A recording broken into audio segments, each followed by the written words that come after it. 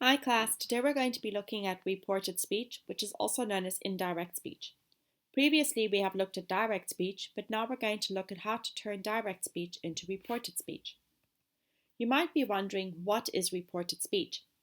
Well, reported speech is when someone reports what someone else said. That sounds a little bit confusing, so let me give you an example. If I watch TV and I see the president giving a speech, and I tell my friend what the president said, I'm reporting that. I'm using reported speech. How about at the end of your school day? When you go home and your parents ask you what your teacher said or what your friends told you that day, you tell them. You're reporting what they said, and you're using reported speech. Let's take a look at these three examples of sentences containing direct speech. He said, I'm writing a letter. We love our country, they said. You have answered correctly, Julie said. I'd like you to try and think about how can you change these sentences into reported speech.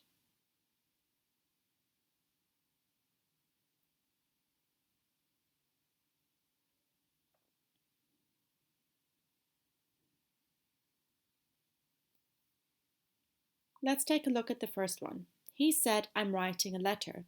In reported speech, I'm going to say, he said that he was writing a letter. You can see that I changed the I to he and the am to was. In the second one, we love our country, they said. We're going to make it like this. They said that they love their country. We changed the we to they, and we changed the our to their. In the last one, you have answered correctly, Julie said. In reported speech, it becomes this. Julie said that I had answered correctly. I changed the you to I and the have to had. You will notice that in all three of these, I've added the word that. Also, please pay attention. For the second and third direct speech sentences, the said part is at the end of the sentence. In reported speech, you can never have the said part at the end of a sentence. It always needs to start the sentence. Like most grammar in English, making reported speech comes with a lot of rules. But if you pay attention and follow the rules, you'll be able to do it really well. So let's go through them. The first thing you need to do is you need to remove speech punctuation. If you can remember when we talked about direct speech, I told you that for simple direct speech we had to add 4 punctuation marks, and for direct speech where the said part was in the middle of the sentence, we had to add 7 punctuation marks. Now we're going to take those all away. So in the example, Mother asked, where have I left my keys? We need to take out the quotation marks, take out the comma, and take out the question mark. It's no longer a question because it's not direct speech. So we're simply going to end it with a full stop or period. Mother asked where she had left her keys. Rule number 2. You need to change the pronouns. Pronouns are words like he, she, I, they, we. Let's look at the example. Sue said, my family and I are going to the zoo. We have to change that. Sue said that she and her family were going to the zoo. You can see that I changed the I to she because Sue is a girl, and my family to her family. It's very important to change pronouns because if you don't, you change the meaning of the sentence. If I had said, Sue said that my family and I are going to the zoo, then I change the meaning of the sentence because then I mean that I am going to the zoo and not Sue. So please remember to change your pronouns. Rule number 3. If you can remember, we have 3 different kinds of sentences in English. We have statement sentences, which are just regular sentences giving information. We have question sentences, and we have orders or commands.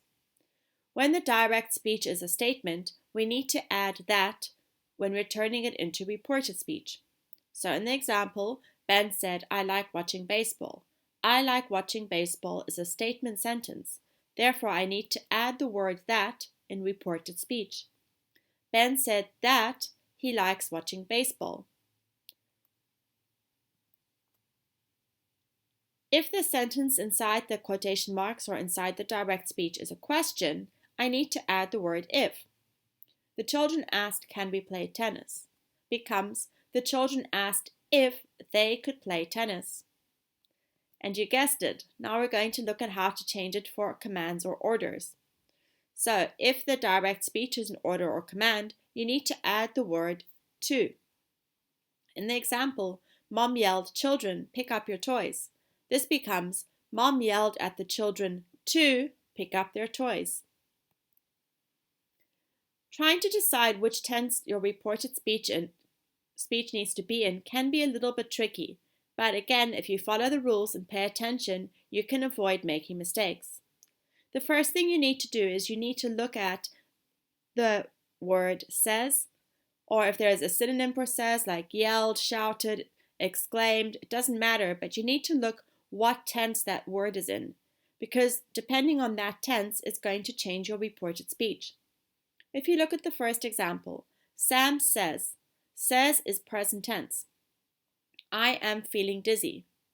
Because the says is in present tense, we're going to change the am to is. So we're going to leave the verb inside the quotation marks or inside the direct speech in present tense.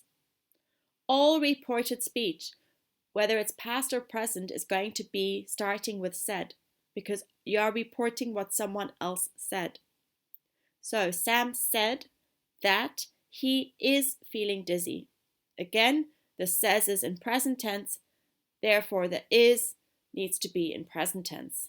If you look at the example below that, Sam said, I am feeling dizzy.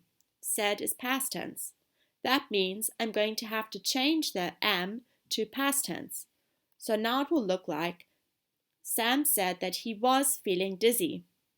Sorry, and that's supposed to be Sam, not same. The last rule to know about tense. If the direct speech is a fact that is not going to change. So for example, Sam said the sun rises in the east. The sun will rise in the east today, the sun will rise in the east tomorrow, the sun will rise in the east 10 years from now. That's a fact that's never going to change. So we also need to leave it in present tense. Sam said that the sun rises in the east. Don't forget that we need to change adverbs. So, for example, Sam said, the flowers here are big. Needs to become, Sam said that the flowers there were big. Again, imagine Sam is in a specific park and he says the flowers here are big. When you're reporting it, you might not be in that park. So it wouldn't make sense if you said, Sam said that the flowers here are big, because you're not in the same place. Second example, Julie said, I will help you tomorrow. Let's pretend that Julie said this on Monday. So that means on Tuesday would have been the tomorrow. Now let's say that you only told your friend about this on Friday, then the tomorrow would be Saturday. So if you leave the word as tomorrow, you're changing the meaning of the sentence. So you should say, Julie said that she would help me the next day. Thanks for watching. If you have any comments, please feel free to add them below. Thank you.